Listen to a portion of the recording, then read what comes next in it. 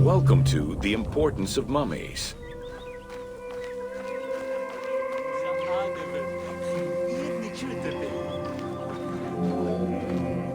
The first hieroglyph for embalmer appeared in pyramid texts of the Old Kingdom. It is likely that embalming was a trade that progressed alongside the evolution of ancient Egyptian funeral practices. While we still know nothing of how embalming came to be a profession, we do know that embalmers had a hierarchy, and that each embalmer specialized in a specific phase of the mummification process.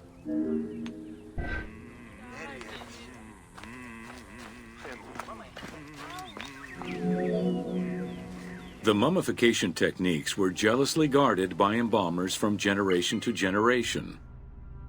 Despite their efforts, Herodotus and Diodorus discovered their methods in late antiquity, but historians were skeptical about the validity of the texts. It remained a mystery until two teams of modern medical legal scientists confirmed the process in 1994 and again in 2011.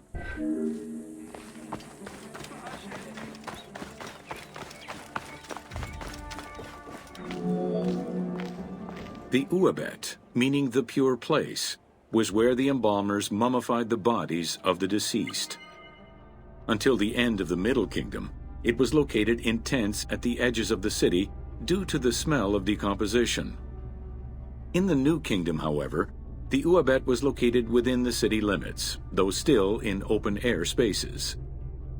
In the same way that the practices and techniques of mummification evolved, so possibly did consideration towards embalmers within ancient Egyptian society.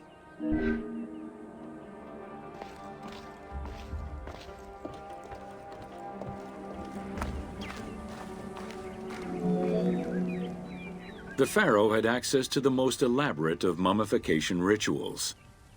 The richer citizens of Egypt also enjoyed complex embalming options, though none of them allowed for the removal of the brain or viscera.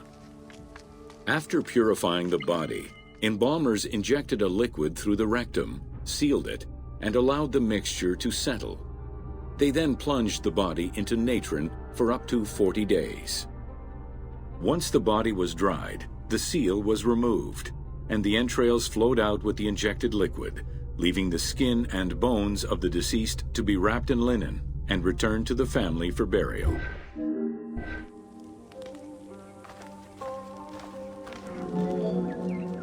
The least costly embalming option was for the embalmers to simply inject a product called surmaya and immerse the body in the natron for up to 40 days before handing it over to the family.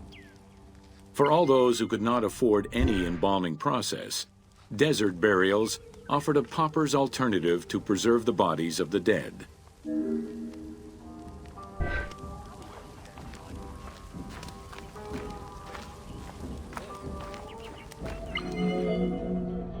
Egyptian civilization has always appealed to Westerners, even before the Greek and Roman invasions. As early as the Middle Ages, mummies discovered by travelers were often sent back to Europe. Curio cabinets, dating from the 16th and 17th centuries, usually included pharaonic artifacts in their collections.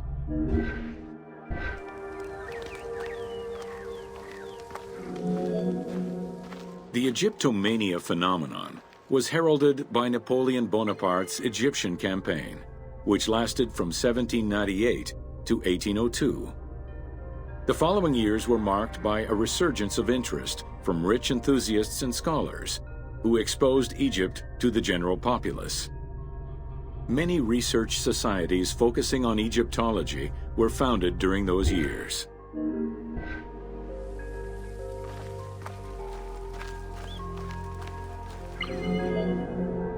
By 1868, mass tourism began in Egypt under the aegis of the Cook Agency. The rich would indulge in leisure trips to Egypt and bring back mummies. Upon their return, they would organize evenings that consisted of unpacking mummies and removing strips of linen and amulets layer by layer. These were considered the shining cultural events of the season. The Egyptian collections of many a museum were founded as a consequence of this mass pillaging.